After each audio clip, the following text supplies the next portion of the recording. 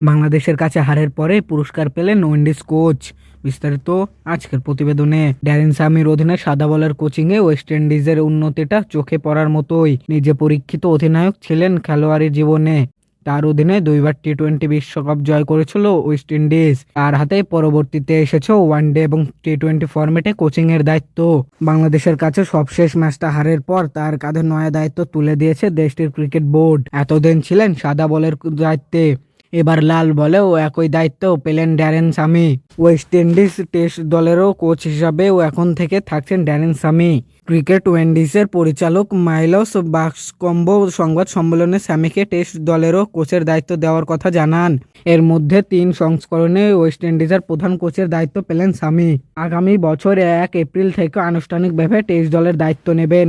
নতুন দায়িত্ব পাওয়ার পর সামি বলেছেন, যে কোনো ভূমিকায় ওয়েস্ট ইন্ডিজের প্রতিনিধিত্ব করতে পারা সম্মানের, এবং নতুন ভূমিকায় আমি নতুন দিক নির্দেশনার পরিকল্পনা করেছি। টেস্ট দলের প্রধান কোচ হিসাবে আন্দ্রে কুলি স্থলাভিষিক্ত হলেন সামি। গত বছর মে মাসে সাদা বলের সংস্করণে ওয়েস্ট ইন্ডিজের প্রধান কোচের দায়িত্ব পেয়েছিলেন 2 বিশ্বকাপ জয়ী অধিনায়ক ড্যারেন সামি। এখন পর্যন্ত ওয়ানডে সামির কোচিংয়ে 28 ম্যাচে 15 জয়ের পাশাপাশি 12 ম্যাচ হেরেছে ওয়েস্ট ইন্ডিজ, একটি টাই। টি-20তে 35 ম্যাচে পেয়েছে 20টিতে জয়। শেষ বাংলাদেশের বিপক্ষে চলতি টি-20 সিরিজে প্রথম ম্যাচ হেরেছে ওয়েস্ট ইন্ডিজ। এই ছিল আজকের প্রতিবেদনে। আরও জানতে চ্যানেলটাকে সাবস্ক্রাইব করুন।